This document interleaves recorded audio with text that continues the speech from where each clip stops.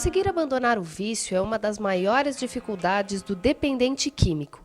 Estudos mostram que o dependente, após iniciar o tratamento, apresenta de 50% a 90% de chance de recaídas entre os primeiros 6 meses a 1 ano de tratamento.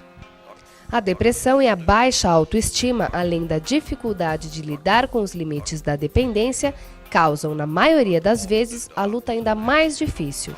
Dado o primeiro passo de admitir a doença e aceitar ajuda, a abstinência total da substância psicoativa ainda é a opção mais segura para que o paciente não volte a apresentar recaídas. Mas apesar do grande número de reincidência no vício, persistir na luta é poder vencer a guerra contra as drogas e voltar a ser feliz. Bem, amigos, vocês estão na TV Mundo Maior e esse daqui é o programa Vida Nova. Aqui nós falamos sobre dependência química, trazemos informações, se possível e sempre nós fazemos isso, informações de qualidade, sem nenhuma presunção.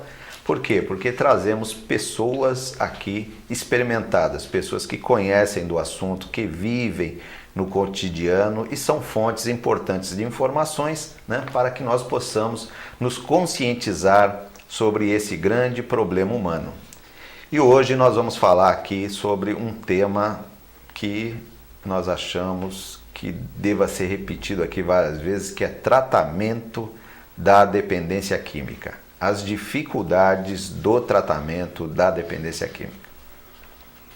Um abraço a você, telespectador da TV Mundo Maior.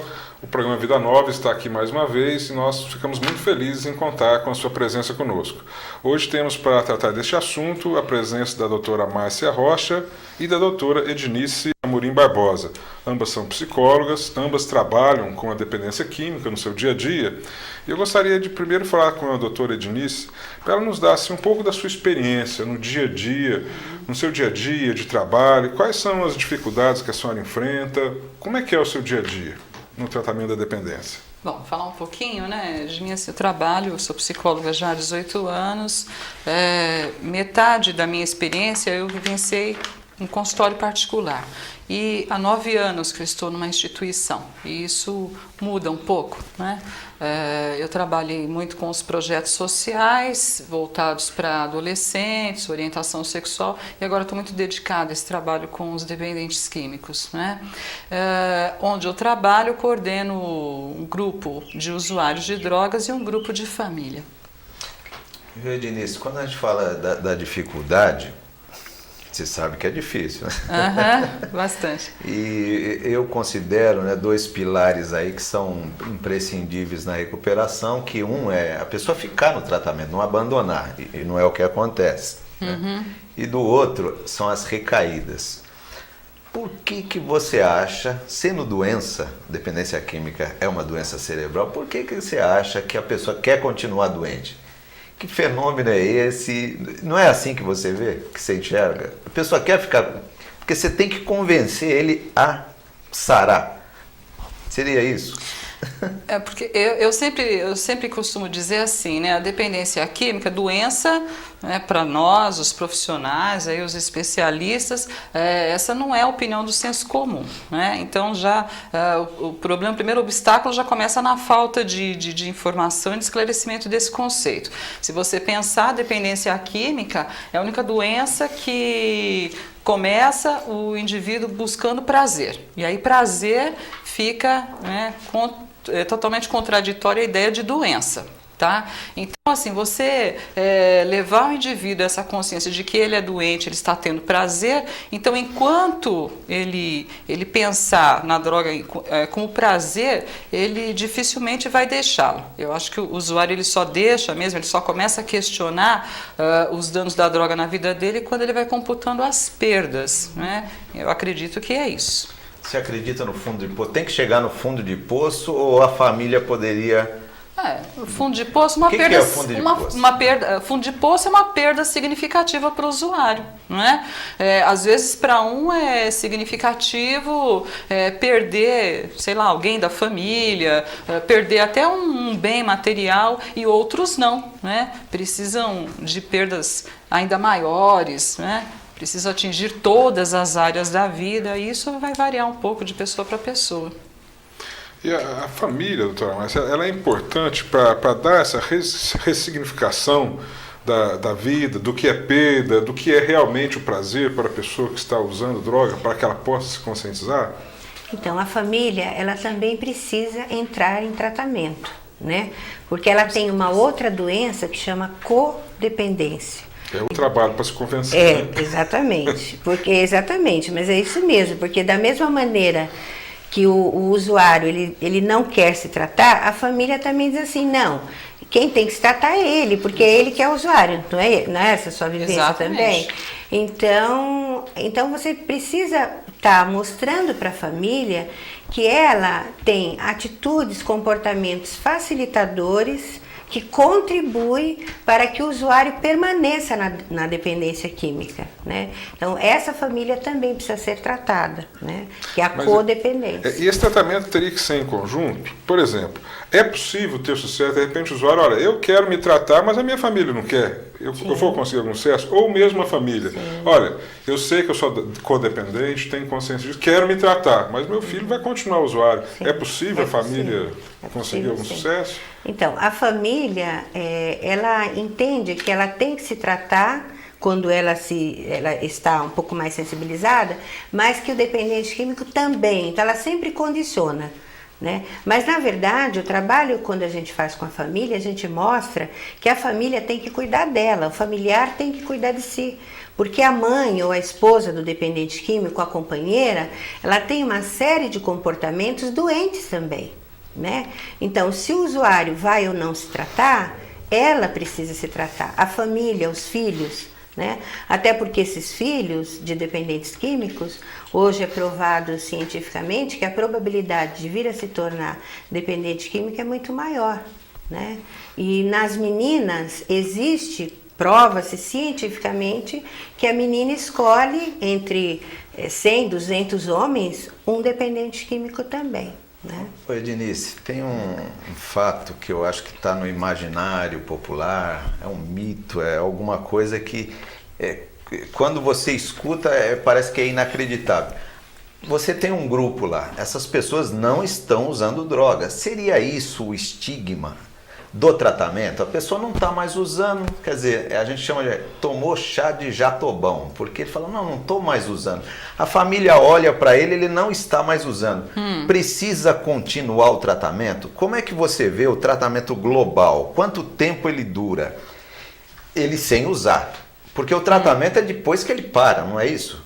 Sim, primeiro ele promove a abstinência e depois ele entra em recuperação, avaliando, né, a sua situação, sua saúde física, sua saúde financeira, sua saúde social. Aí é que começa o tratamento. Aí quais são os recursos, o que ele tem que fazer? Que seria um tratamento integral, quanto tempo ele demoraria mais ou menos?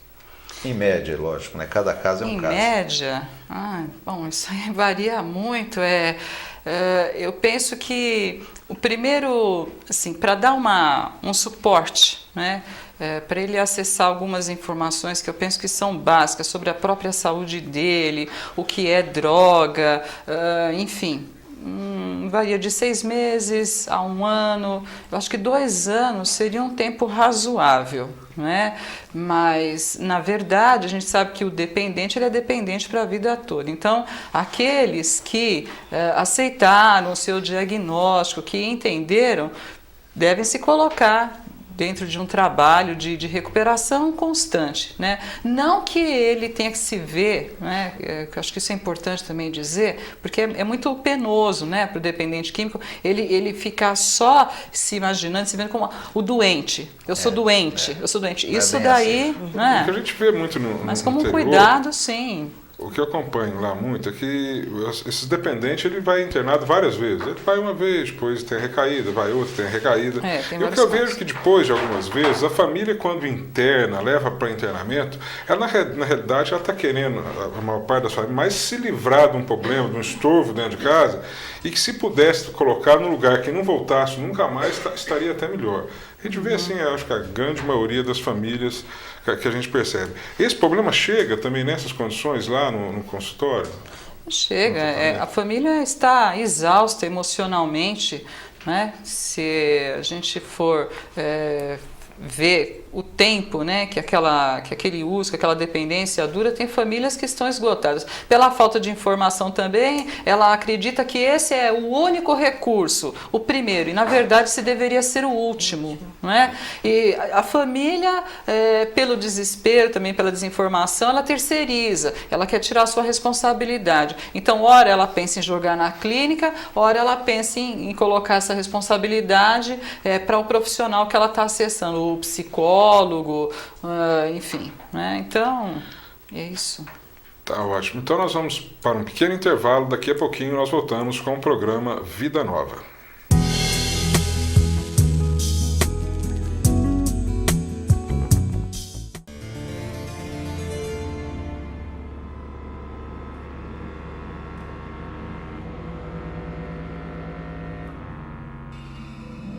A maior caridade que se pode fazer ao Espiritismo é a sua divulgação.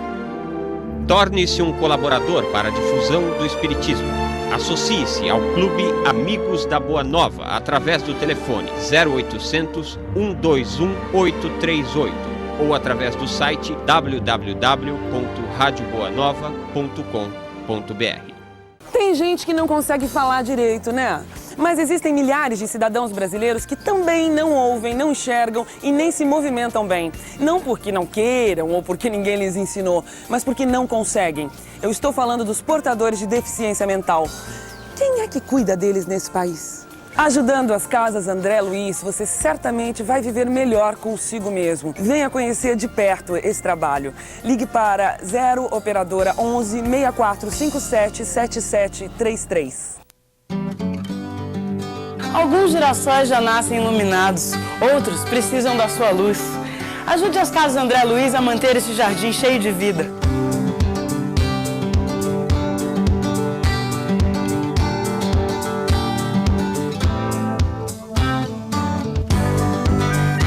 Seja uma pessoa iluminada, faça sua doação para as crianças das Casas André Luiz.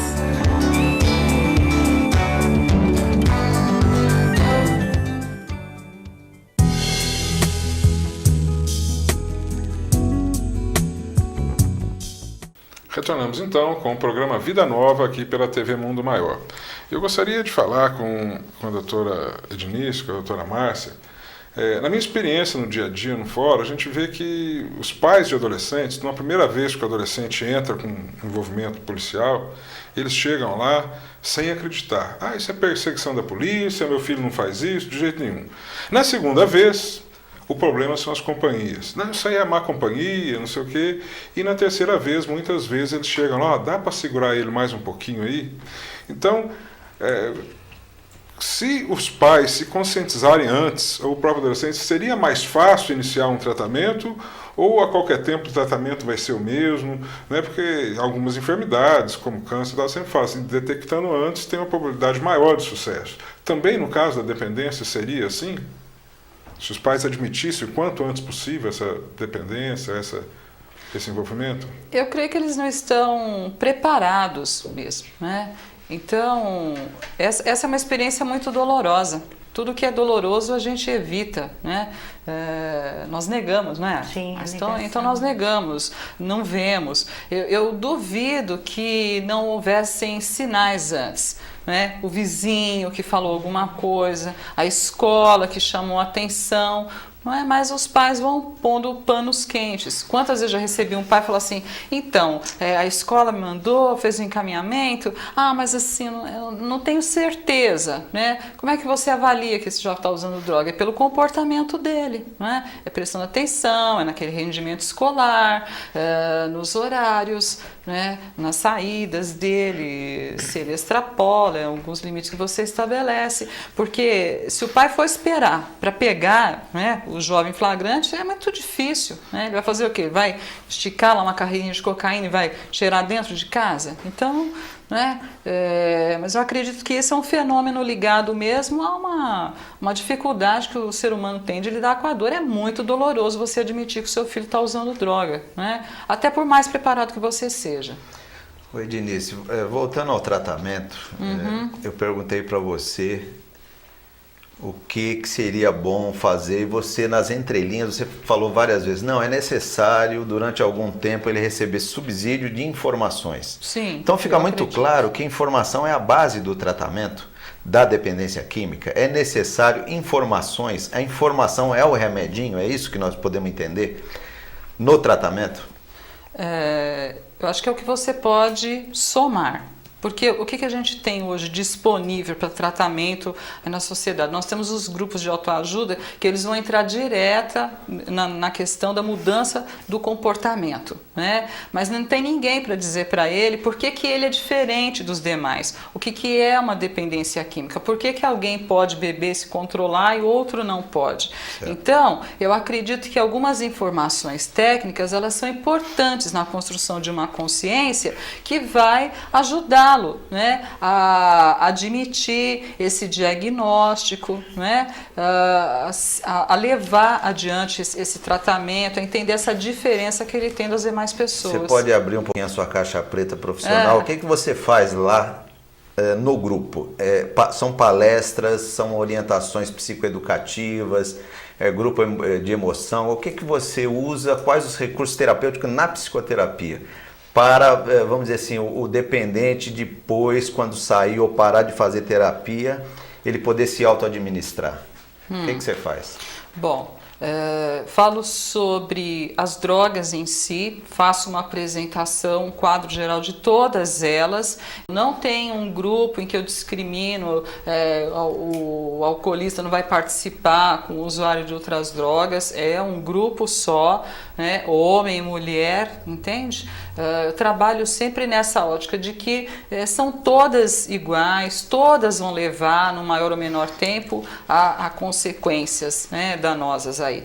Então, eu falo sobre isso, né? Nós falamos sobre várias áreas, as áreas da vida, as perdas sociais, e aí de várias formas, não só uma palestra expositiva, eles colocam, né, as suas opiniões também, às vezes nós fazemos algumas dinâmicas de grupo, então eu procuro colocar, né, de tudo um pouco, né? O psicólogo ele gosta de mexer com esses jogos, né? E eu vou abrir uma fresta aí. Não sei se respondi. Tá. Não, eu vou abrir uma fresta e enfiar outra pergunta. Qual a importância da espiritualidade nesse tratamento, nessa recuperação? O que você poderia falar de espiritualidade? A espiritualidade, ela diz respeito àqueles valores, né, intangíveis, né, da ética, da moral, os valores que protegem o ser humano e que fazem, né, uma separação entre o bem e o mal. Então, nós não podemos trabalhar isso, não trabalhamos isso sistematicamente dentro do nosso grupo, mas sempre estimulamos. Eu entendo que o indivíduo que ele está usando droga, no primeiro momento ele negligencia algumas necessidades básicas e assim vai até que esses valores ficam muito rebaixados. Depois de um tempo de abstinência e em recuperação, ele torna-se voltar para esses valores, pensar no outro, né, no próximo, porque a espiritualidade dá um sentido de um ser integral, né? Ele faz parte de um contexto, ele é especial, então é fundamental trabalhar a espiritualidade. Bom, então diante disso tudo a gente vê que o grande problema é a conscientização e a desinformação, infelizmente, com relação às drogas, é o que está imperando aí entre os familiares de dependentes, pais, amigos e principalmente entre os usuários. Então eu gostaria de perguntar para você que está nos assistindo, você que está nas ruas, você acha que o nosso governo poderia fazer um pouco mais para a conscientização e para a informação de pais e usuários? Eu acredito que sim, eu acho que o que falta muito para esses usuários de droga é informação mesmo. Se eles tivessem uma orientação melhor, isso ajudaria bastante. Eu acho que sim, porque muitas pessoas não têm essa informação ainda necessária, então seria bom que desse mais informações a respeito disso, de como parar, esse tipo de coisa. Com certeza, eu acho que o governo deveria investir mais, principalmente nesse assunto, porque vai estar ajudando não só a carreira deles, do governo, como a população. Pois é, você está na TV Mundo Maior e o programa Vida Nova. Ouviu aí a opinião do povo lá nas ruas e eu gostaria de repassar a mesma pergunta para os nossos convidados de hoje. Primeiro a doutora Márcia, depois a doutora Ednice. O governo poderia fazer algo mais para prestar informação para pais e usuários de drogas? Eu acho que não só poderia, como deveria.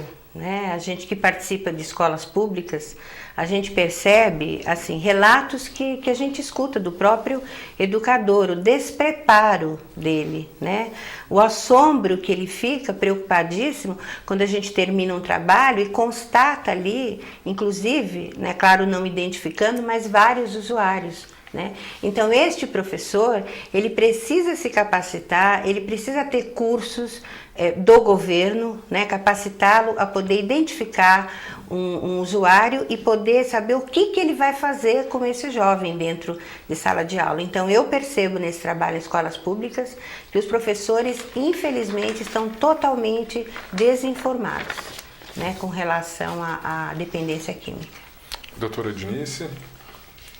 Acho que o descaso é total, Na minha experiência, você vê, eu trabalho numa cidade, tem aproximadamente 1.200.000 habitantes, tem em média umas 60 entidades sociais trabalhando com projetos financiados pelo governo. Existe um único projeto de assistência a usuários de drogas e famílias, que é esse que eu trabalho. Então, acho que por aí a gente vê tudo. É extremamente difícil conseguir aprovar um projeto, você não tem campanhas de qualidade e eu acho que o descaso é total mesmo.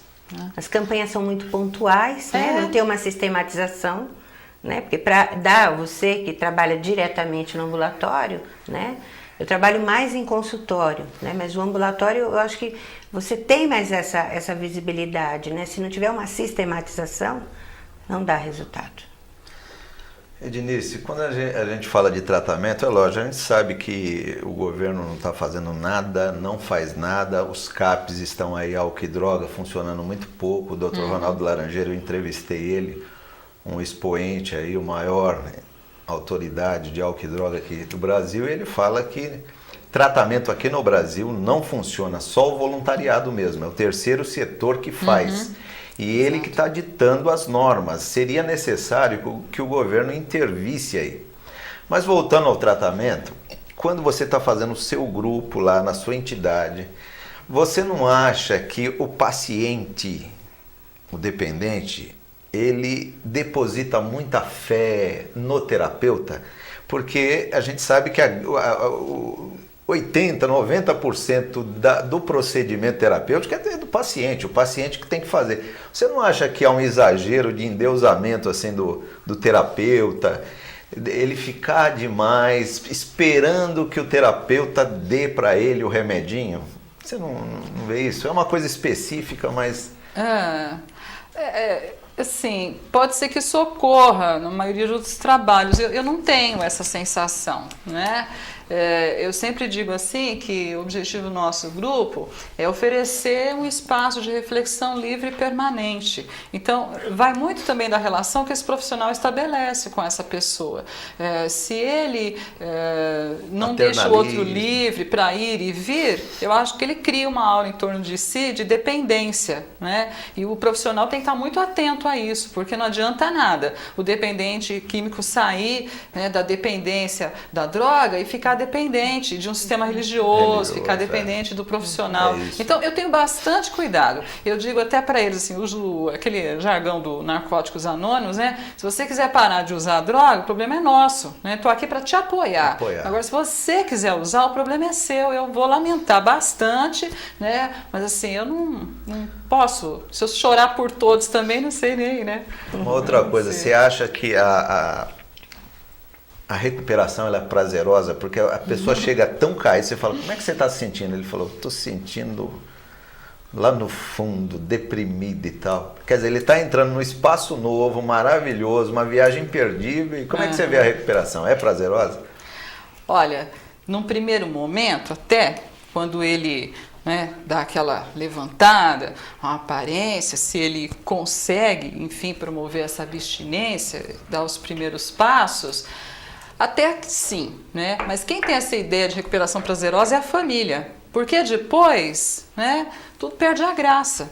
Ele tem que pisar numa realidade que todos nós pisamos. Ele tem que readquirir os papéis, procurar um emprego que muitas vezes ele perdeu. É difícil. Você imagina, se é difícil para nós, em muitas circunstâncias, o que dirá para uma pessoa que quanto mais tempo ele permaneceu dentro da droga, ele perdeu essa oportunidade de amadurecer psicologicamente, emocionalmente. Então, assim, é muito difícil. A família acha muitas vezes, fulano está trabalhando. Até ontem mesmo atendi um grupo e a mãe perguntou para mim, olha, agora o fulano está trabalhando, o rapaz tem 20 anos. Tal. E aí, você acha que, né, tudo bem? Então, aí ela até já está descartando o filho, ele não vai poder vir no grupo de manhã por causa disso. Eu falei assim, mas ele tem que dar continuidade. Eu falei assim, o trabalho não é resposta.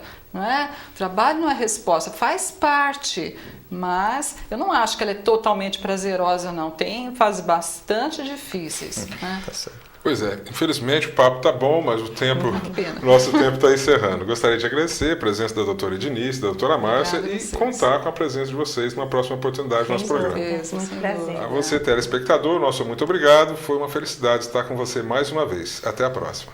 Paz, serenidade e sobriedade a todos.